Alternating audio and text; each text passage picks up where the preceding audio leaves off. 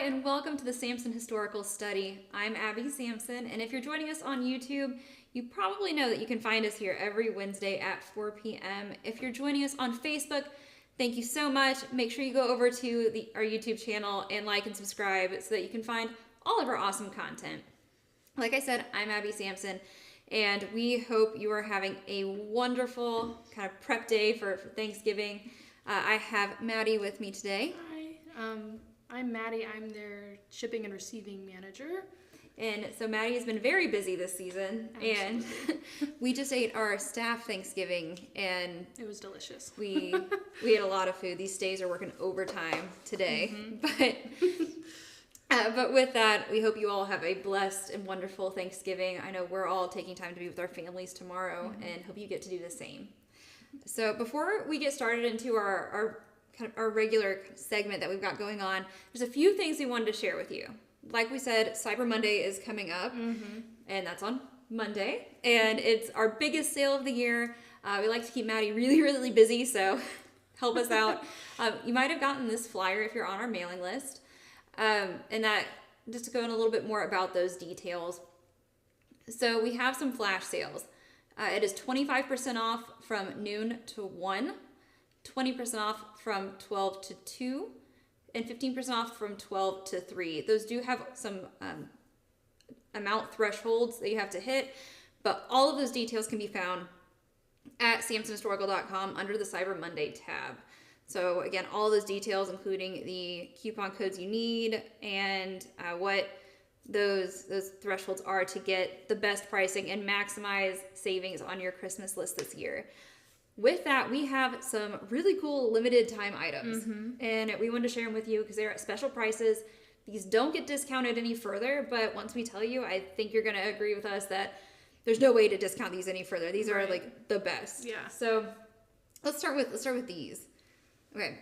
So here we have, we're holding a bunch of socks if you can't tell. So Maddie's got some green ones. I've got blue and white, and these are just a few of the over 30 colors of these stockings that we have available right now. These are not our normal stockings. These are a tube stocking. They do have a toe, but they don't have a heel. They are a cotton stocking, but they're super comfortable. Yeah. I think I stole a couple pairs. I've been wearing them for days. She did. These are only going to be $5 a pair. So we expect these to go very, very quickly. And these are available through the entire Black Friday, Cyber Monday timeline. So starting on Friday, these will actually be $5 a pair, so you can get those early.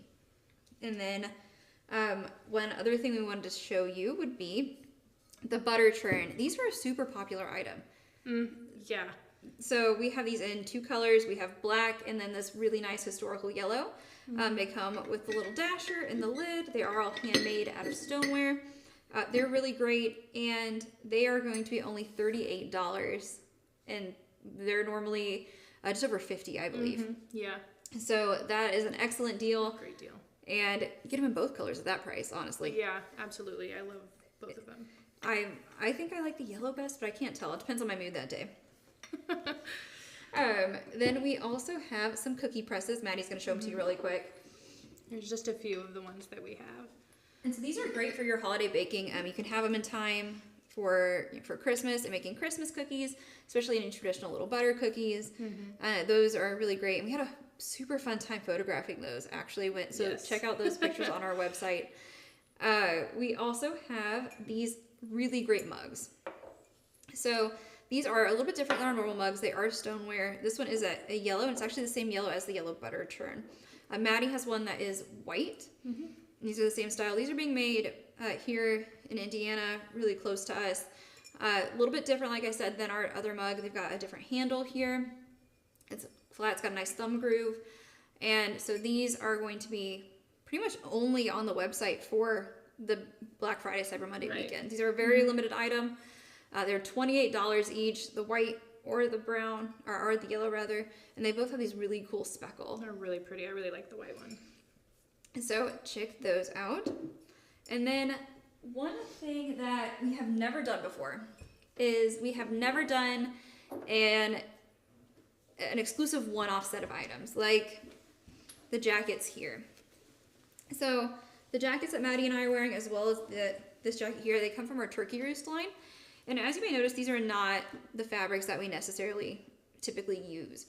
So for a limited time, for $185, we have a limited selection of fabrics on the website, as well as you can pick the fabric and the style of jacket. So any of the 4 style of jackets from our turkey roost line with somewhere around 30 to 40 fabrics. And a lot of them can only be made into 1 or 2 jackets. Right. So if you want something that nobody else will have, truly one of a kind, $185, and those again are available throughout the entire Black Friday, Cyber Monday weekend.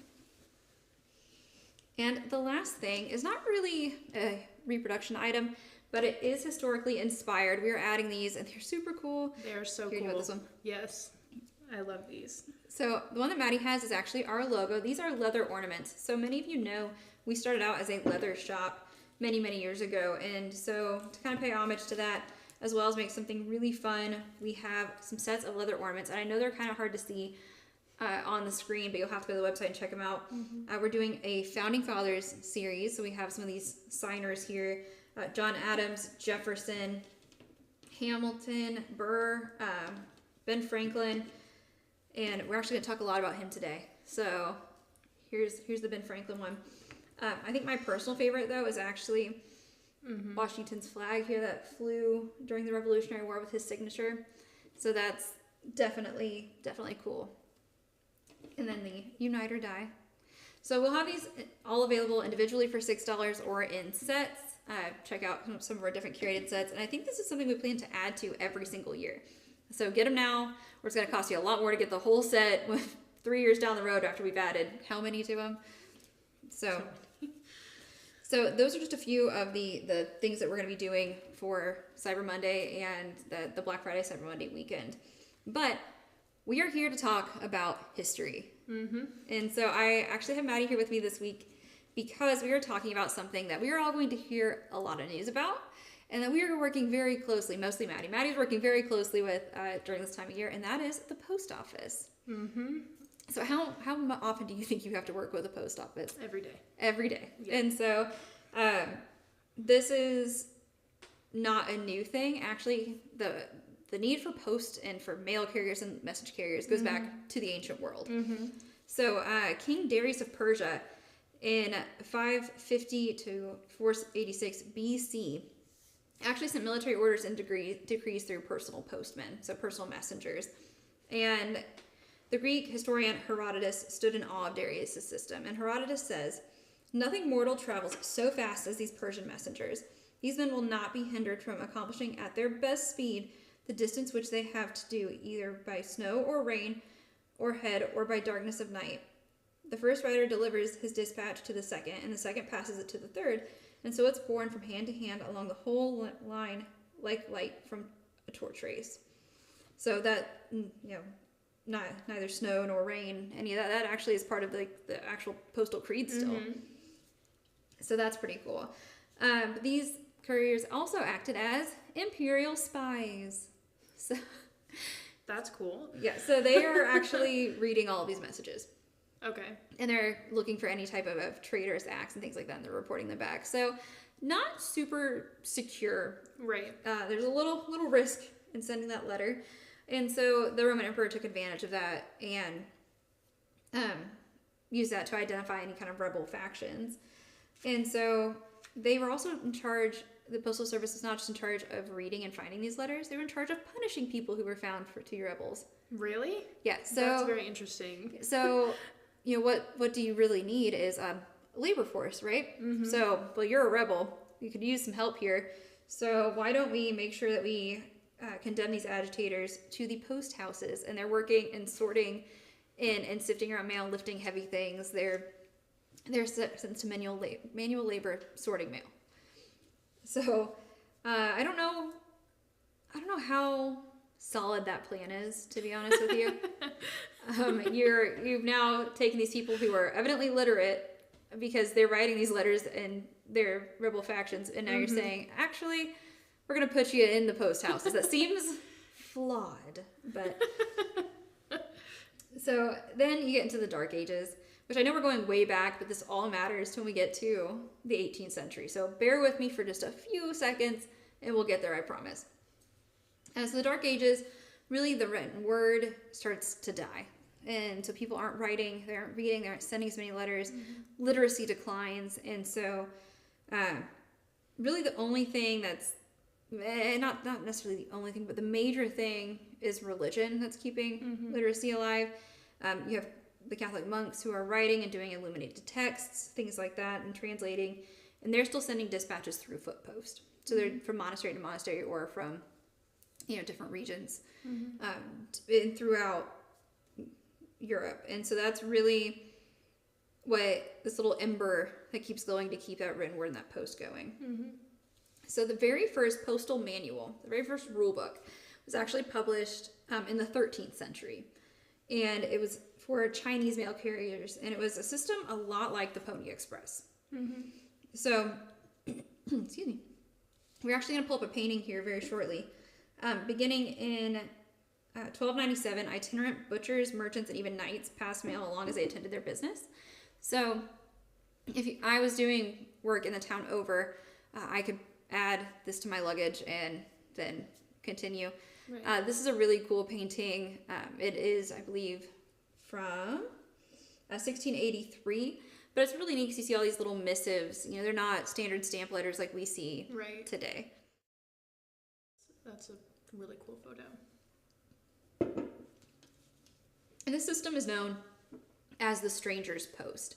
So you may not know who's carrying or receiving your letter, but by and large, as people are traveling, letters mostly get where they're going at indeterminate speeds. So I could write you a letter today and you could get it in a year, or you could get it in 6 weeks. You don't really know. Right. So not super reliable. And so this lasts until the 15th century, when the Holy Roman Empire appointed its first imperial postmaster. So they're seeing the need to consolidate this, as well as you can make money on it, right? So these Roman overlords who are now having to use this system are not one to front the whole cost, but what brings down cost? Volume. So they allow the public to pay to also use the system to bring down their costs. So that's really the first time you see the system for everyone. In 1516, King Henry VIII ordered the creation of the King's Post, which is England's first national mail service. They still actually have Royal Post, which I don't know if you had to deal with them recently, but it's interesting. I had a really funny conversation with a customer a couple times about taxes. We were joking about the taxes and duties owed to ship something from America and for our post office to connect with the Royal Post. And I said, well, I stopped having to pay your taxes and duties in 1780. But we love our international customers. Thank you very much. And if you are with the Royal Post, then hello to them as well. But the king and his officials reserve the right to read all mail. So you can use the Royal Post, it's open to the public, but we're going to take a throwback to the Roman Empire and say, we're going to read that. Don't love it. Don't like that. Seems sketchy. So they either, if your missive didn't kind of pass muster and had been opened, it either never got there or it was kept as evidence against you. I don't know if there's anybody that I want to talk to that much. But the point is, though, anyone with 2 pence could send a letter, or rather receive one. So mail is actually paid. You didn't put the stamp on it beforehand. You paid to receive your letter. Okay. Which, I think there's a problem there, because if you sent me a letter and I don't want it, actually, I don't need it. I don't need to pay for that. I'm not taking it. This seems like a flaw financially. It would just go unpaid? Yeah, you just didn't pay it. You just didn't get your letter. Yeah, that seems very flawed. I feel like that probably why they don't do that now. Yeah, that seems... You don't see as many cash on deliveries on that. Yeah, that makes sense. It seems fair. Yeah. In the early 1600s, you have the American colonization, and they had really little need and little interest in communicating with each other via mail because they're all so close together. Right, of course. There's not a need for a structured post office. Things can be taken from settlement to settlement. But what they do need to do is be able to communicate with people back home in England. And so the only way to kind of do that is through mail. Right. So for a penny a letter, ship captains would actually ferry mail over the ocean and back. So you could pay your penny, and on their return trip, they would take your letter back home. And so the captains would bring their mail bags, dump their cargo off at taverns or coffee houses. Okay. And you'd go pick it up. People collected there and stuff. Yeah, it was those were really gathering places. That's a whole other video. Right. But those became very much like the central kind of hub of things happening outside of churches. Mm-hmm. And so the colonists would then stuff the sacks back full and ship the letters back. Mm-hmm. And a lot of times they'd be picked up at the tavern and then returned home. Right. So in 1639, the British government actually made it official, and they christened Richard Fairbank's Boston Tavern as the first post office in the New World. So America, our first post office was a tavern, and I love that. I think that's great. I love that. Like, how much of a scrappy young nation do you have to be that your post office is the tavern? You can have a beer if your letter's not great. You can have another beer. Like, it really Even if you're depends. celebrating, you have a beer for any reason. That's true. There's a lot of options. Great. Yeah, I think that's great. I think it's really set up for success at this point. And I'm gonna guess a lot more people wish that the post office served beer with their letters. Yeah, I would. Including people working at the post office.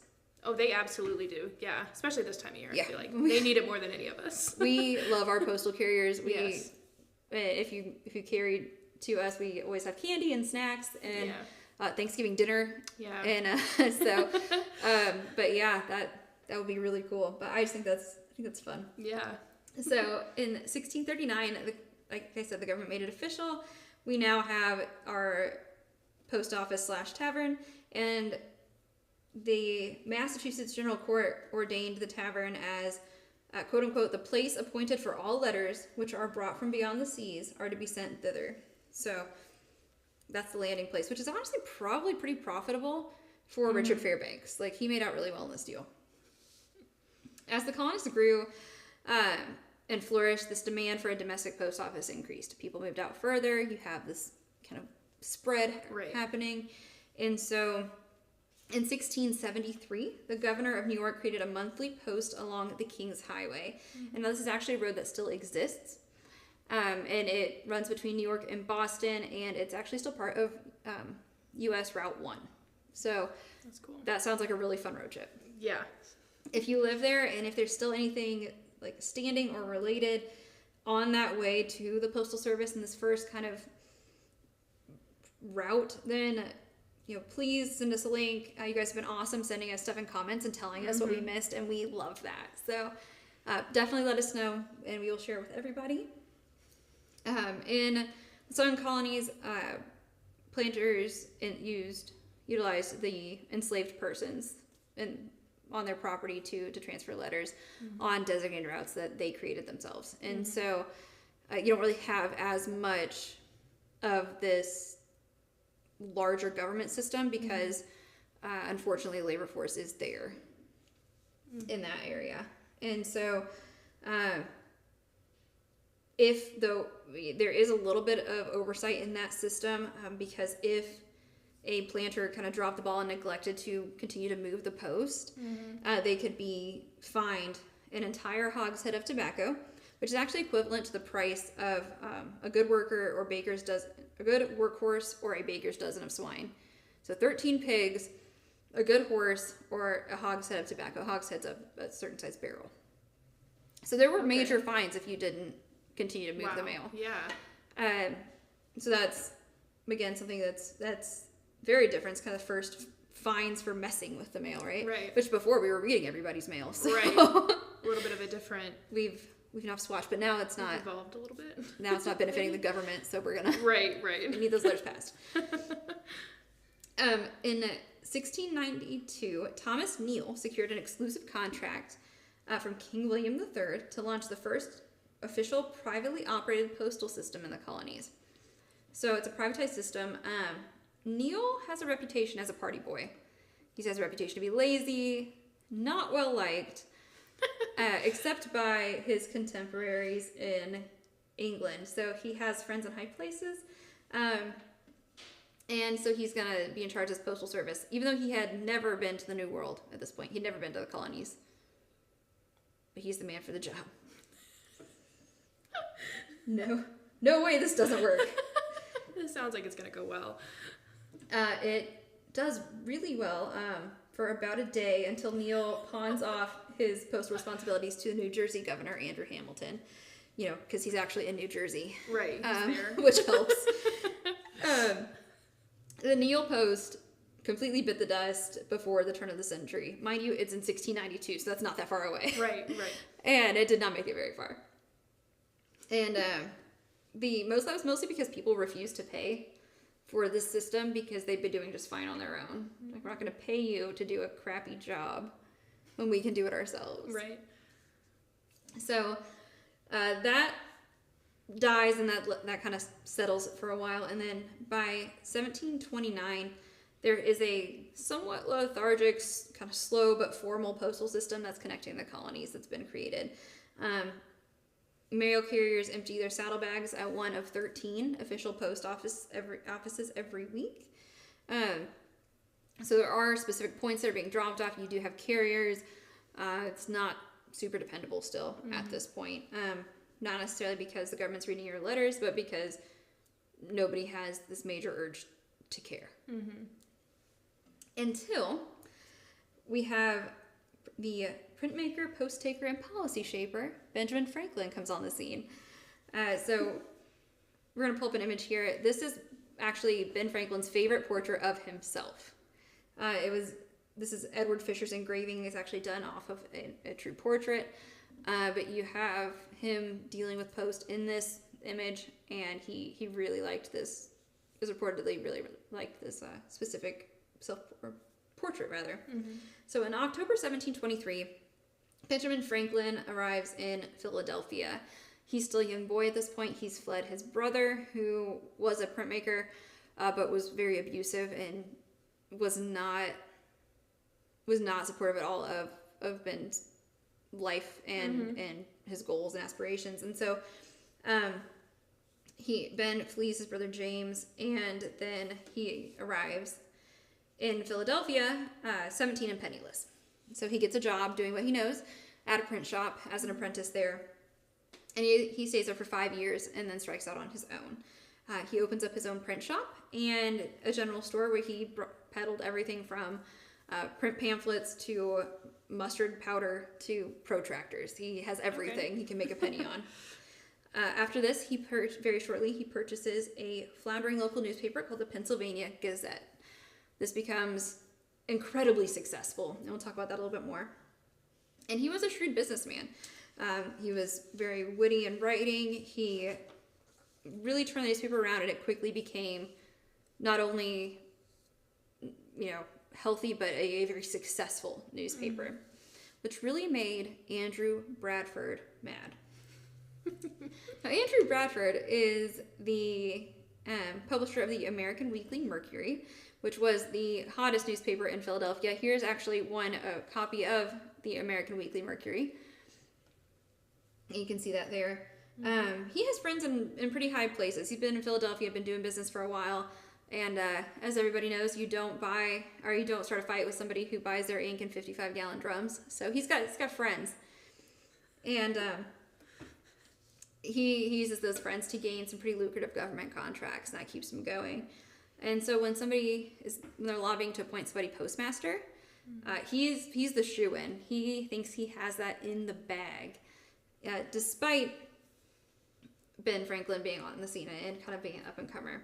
At this time, your postmaster and your printer were pretty frequently the same person. It just kind of makes sense. Any type of newspaper media that's being made there. It also really works out for that person because they're reprinting articles from other newspapers that are being sent through the mail. So they're caching things and reusing it. They're also getting all the gossip when people are coming to pick up their mail. At this point, mail's not being delivered to somebody's house. You're still going to these specific points. So again, it's the most practical, but not really the most ethical choice. the printmaker not only controlled what went into the newspapers, but also went in the mail. So he could choose not to carry the Pennsylvania Gazette if he didn't want to, while he's publishing the competing Mercury. Right. So again, you have another level of censorship on this financial plane. Right. So as the postmaster, which he was for a short amount of time, Bradford shamelessly and aggressively distributes only his Weekly Mercury and did not carry a single other competing publication. Which, competition breeds the market, so Right. that's really not, like, it's a good short-term choice, it's not a good long-term choice. Right. Which doesn't work out for him anyway, because even though Bradford is older and more experienced, Franklin hatches this plan to overthrow him. So he's young, he's scrappy, and he's kind of tired of being pushed aside. And his business was run in a far better manner. It was more frugal, he kept tidy books, and he pinched pennies up to the point that he could bribe Bradford's mail carriers. So Bradford's mail carriers were relatively underpaid, so these extra pennies kind of greased those palms, and the postmen were happy to slip a gazette in with the mail as it continued down the road. That was sneaky and smart. And so then the Weekly Mercury actually fell into second place, despite Bradford's efforts. Which, if he had just carried the competing newspaper, I don't think that animosity may have been there. Right. And things probably would have gone differently. Right, it wouldn't have transpired like that. It's more beneficial to be nice. I agree. But he didn't. So Bradford does get his comeuppance, though.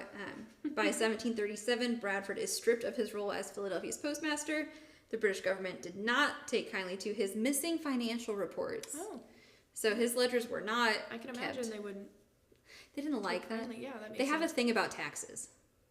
Especially in this era. I think you're right. I think I heard something about that. There was a small issue with taxes, which he wasn't paying. And so, and then they immediately said, you're not paying your taxes. You don't have this job anymore. But Ben Franklin over here, he's been paying his bills, so he does. And so Franklin mused about the position. I accepted it readily and found it of great advantage, for, though the salary was small, it facilitated the correspondence that improved my newspaper, increased the number demanded, as well as the advertisements to be inserted, so that it came to afford me a considerable income. My old competitor's paper declined proportionately. It's not really gloating, buddy. Just barely, you know. Small. Just enough. It's like a humble brag. Yeah. Like it wasn't a lot. I think of it was money. deserved. We did okay. It was fine. But Franklin took the high road, if you will, and still distributed the Weekly Mercury. I'm sure it pained him so much to continue to take Bradford's money to distribute the Mercury. I don't know if that's the high road, but it's a road. It's a road. The British government eventually put a stop to that, though, not because of the competition, but because Bradford still hadn't paid his taxes. And so they didn't allow him to use the postal system at all until he'd done so. Which we actually kind of see a little bit of that today, because you can't do certain types of mailings without permits. So you have to pay for those permits. If you don't hold those, then you can't do that type of mailing. Right. So it makes sense financially at that point, but Benjamin Franklin has the luxury of not being the person who stopped him. Right. Though it's all kind of cyclical, because once he wasn't making any more money, then he couldn't pay the taxes. Then it just went downhill so fast. So fast.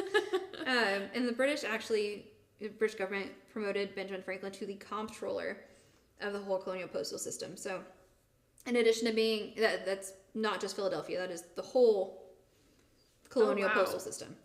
So his job's got a lot bigger. Yeah. And what that means is that in addition to being postmaster in Philadelphia, he manages all the finances. Yeah. See, to be fair, I actually had to look up comptroller because I could not remember what it meant. So you have one of them. I was afraid I was going to be wrong, so I didn't want to say anything, but I was like, okay. Yeah. But he's in charge of all the finances for all 13 post offices. That's a lot. It is. And so all the postal carriers under his leadership actually trekked from Portsmouth to Charleston, delivering mail across more than 1,500 miles of terrain. Oh my.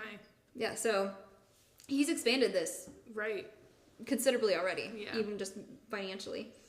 And so in 1748, mail service was intermittent and unpredictable. Mm-hmm. You have this rugged terrain, you don't have a lot of carriers, you only have the 13 post offices. Mm-hmm. So carriers delivered mail to larger cities once a week in the summer and once every other week in the winter. That would make sense. Just dealing Yeah, with temperatures and of course. passability. Right. If the weather was bad or the roads impassable, even less often. Right. So Franklin wondered, instead of this kind of helter-skelter smattering of this disjointed post offices, what if the colonies could be united by an efficient national postal service? Because at this point, you're still dealing with it on a colony-by-colony level. Right. And that would be dedicated to serving its people. Franklin sought to design the institution himself. Mm-hmm.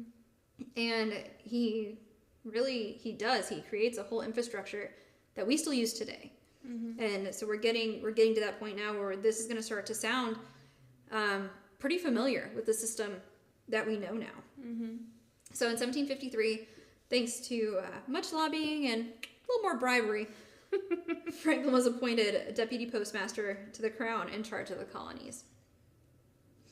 So he actually had to share the job with another printer postmaster from Virginia, William Hunter, and they got along famously. They had a great time. Mm-hmm. Truly, it was honestly because Hunter probably let Franklin take the lead in their correspondence. We see that he's the more aggressive personality in that. Mm-hmm. Though they work together incredibly well. Mm-hmm. They actually upgraded the American mail service from this primitive system to being an orderly kind of express. And since the Neil Post, this whole thing had been hemorrhaging money. Right. It had never been profitable. Mm-hmm. And their salaries actually depended on it being profitable. Mm-hmm. So they were each promised £300 in exchange for their service to the crown, but that would only be dispensed from the profits of the post office. So they only made money if the system made money. Okay. Which is a really great motivator. Right.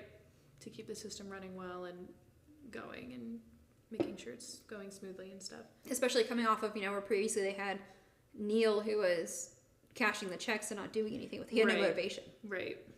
So this is really cool. These are carrier contracts. These are different carriers on different routes and how much they're being paid. So that's really, really neat. They kept stricter contracts. They kept stricter records. Mm-hmm. And they did get the financial burden of this in order. They actually struck out on a year-long journey to take stock of the current postal system. They toured post offices, surveyed the riders' roads that they were using, Mm-hmm. and they drew out better routes. Mm-hmm. And they promised safer work for the riders and faster delivery for their patrons. This resulted in a faster mail service than ever before, and happier carriers than ever before. Right. Letters went from Philadelphia to New York in only a day and a half. And mail made round trip from Philadelphia to Boston and back in 3 weeks. Up to that point, 6 weeks had been the current record. So they split it in half. They cut the time in half. That's insane. So just by taking stock and saying, this is what we could do better, when they took that year to make the trek and get in the trenches with it, Mm-hmm. they cut times in half. That's amazing. They also designated a dead letter office. I am fairly certain I have mail in the dead letter office. I have some packages that never got here. And it's a designated place for Philadelphia's stash of unclaimed mail at this time.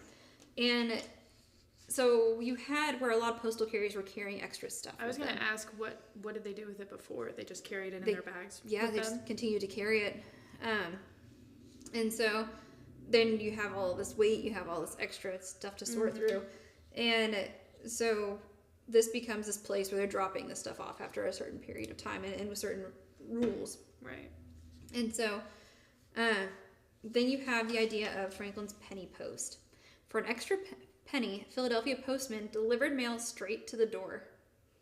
Oh, That sounds familiar. would you look at that? Would you look at it? Which is funny because now you have to pay extra to have a P.O. box. To go get it. Instead Yeah. of having it delivered to you, yeah, that's wild, actually. I hadn't thought of that. And but this saves people a trip to the post office, and so that becomes incredibly popular. And it just, you have hundreds of people using a penny post, that's a lot of money coming in. Right. So the most kind of important and unique improvement, though, was the decision to distribute all kinds of newspapers. So they're bringing in European newspapers as well, and they're allowing those all to circulate. They're not discriminating against any type of print media. They will take all of your money, and they will send whatever you want. So, yeah, that's really in line with Franklin's kind of ultimate goal with freedom of the press as well. Right. And it's cool because it's kind of the earliest manifestation where you had time to do that. And this is, again, in the mid-1700s, before we get to what we typically talk about, which would be the Revolutionary era. Right. In 1761, William Hunter dies. Somebody always dies in these, and I'm going to go ahead and apologize. But John Foxcroft took his place as the co-deputy of the Colonial Post. Franklin had been overseas. He returns to meet with John Foxcroft, and he and Foxcroft set off on another year's tour to see what they can do, which is smart because you have this entire new perspective. Right. And what's changed, what has this opened up. Right. And so they go north to south, and they manage to completely overhaul the system again. Round-trip communications between Philadelphia and New York now only take 24 hours. So you can get a letter there and back in a day, which blows my mind because I don't think about mail moving that quickly in this era. Right. You think about war, like we talk about the Revolutionary War, and we talk about news and how long it takes people to learn different things. Right. But in these short distances, people are finding out pretty quick. So while it might take days from top to bottom, in between, so if you're spreading out from a central point, is going rapidly. Right. Right. I don't even know if you can get a letter in a day now, even if it's. No, it's at least just one day there and one day back with the amount of mail and sorting system. So, then they have this really cool chart we're gonna pull up. This is like one of my favorite things. This is a rates chart. So this is Franklin and Foxcroft created this, and it deals with regions and rates and the speed in which the post goes, like regional mail now. Oh, like how much it would cost because of how far it is? Which is something that we've recently gotten closer to again, to doing. Right. So that is just a really cool piece. And if you get the chance to look at it, this is actually in the Library of Congress, and it's huge, and you can see all the details in it. It's a massive sheet. So in the early 1770s, 1772 rather, they make Hugh Finlay the Canadian Postmaster.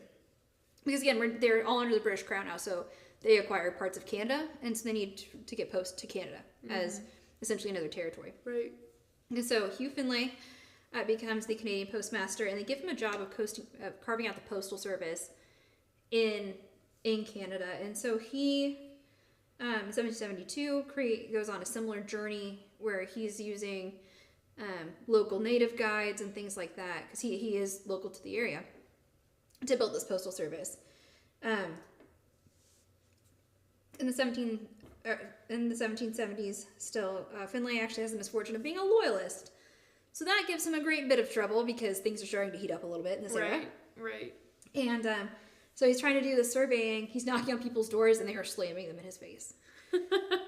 So they have a quote from him. He lamented that anyone who welcomed him would draw on himself the odium of his neighbors and be marked as the friend of slavery and oppression and declared enemy to America. So he wasn't invited in for dinner a lot.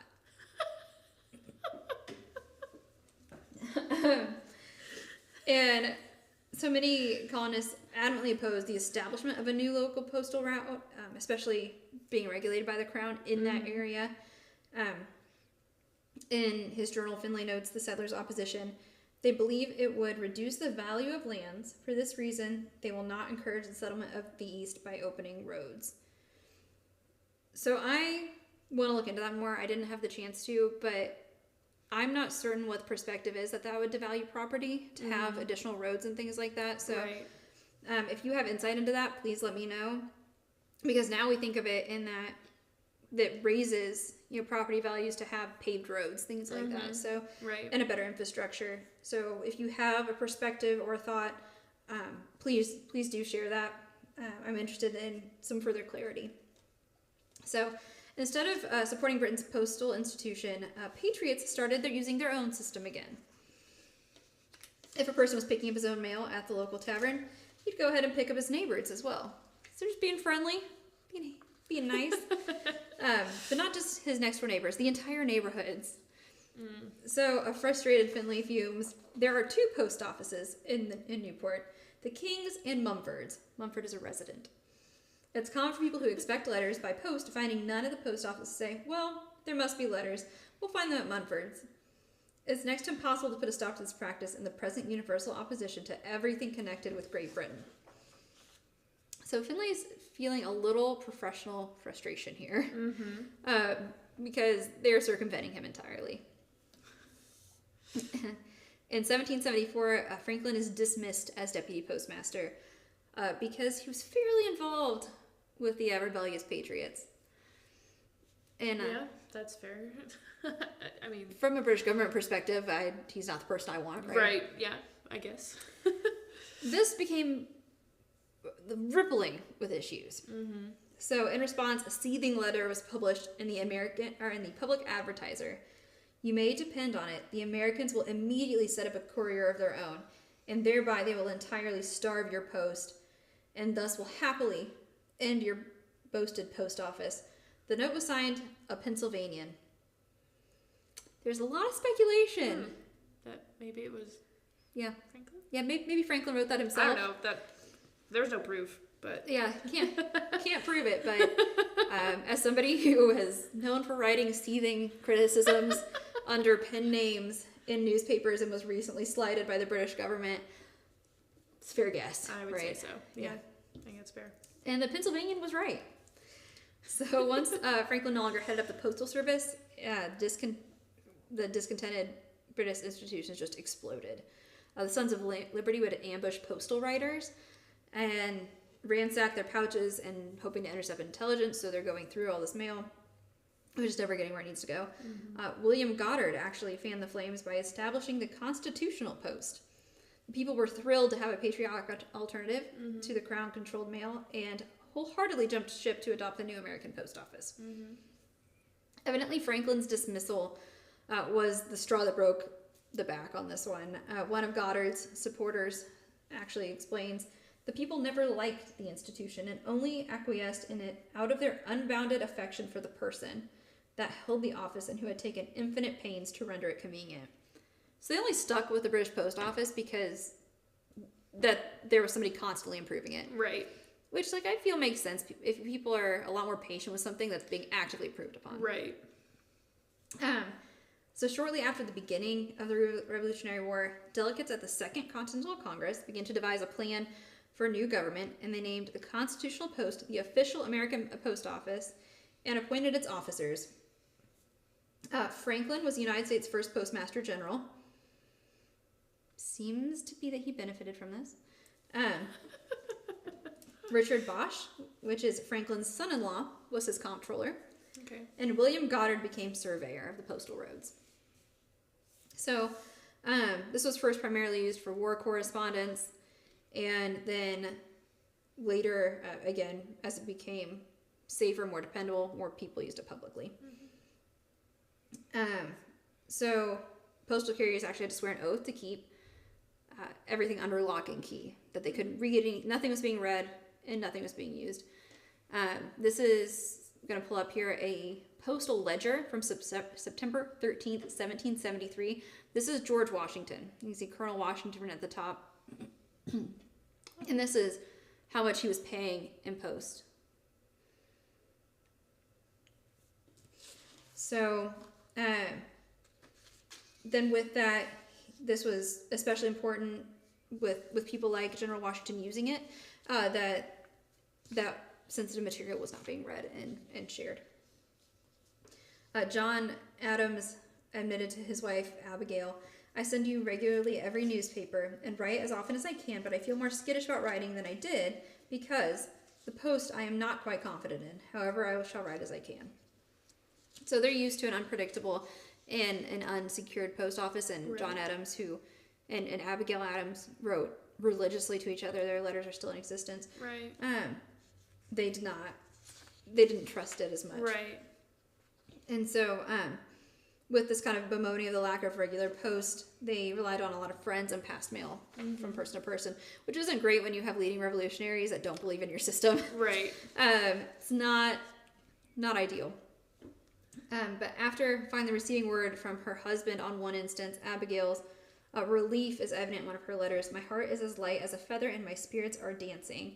I received this afternoon a fine parcel of letters and papers by Colonel Thayer, and it was a feast to me. But Abigail admonishes, believe you may venture letters safely by the post. Mine go that way, and for the future I will send the post office for yours.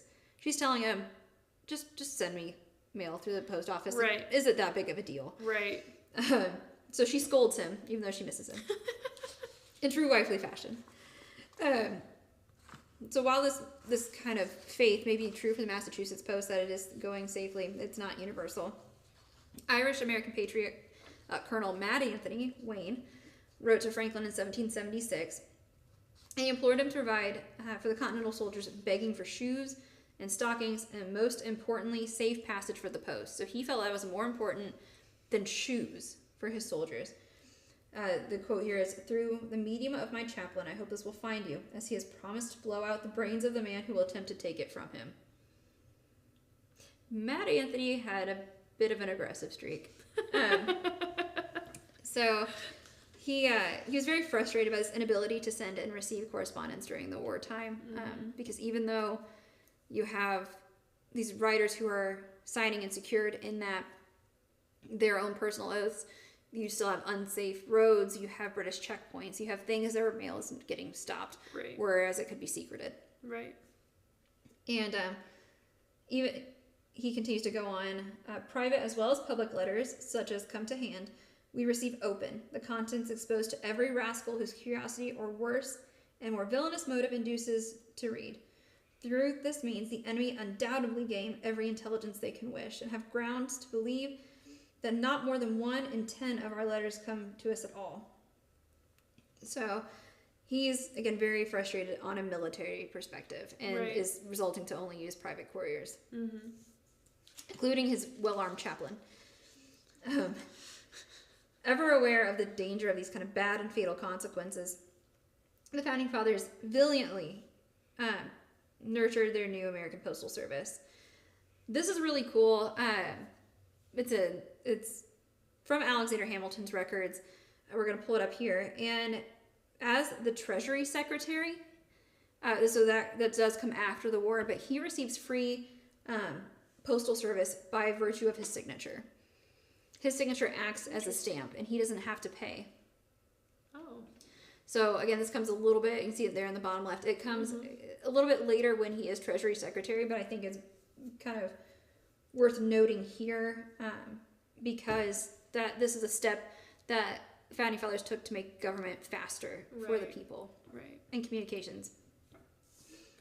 So Franklin dies in 1790, and at that time the United States boasts 75 post offices and 1,875 total miles of postal roads along the Atlantic coast.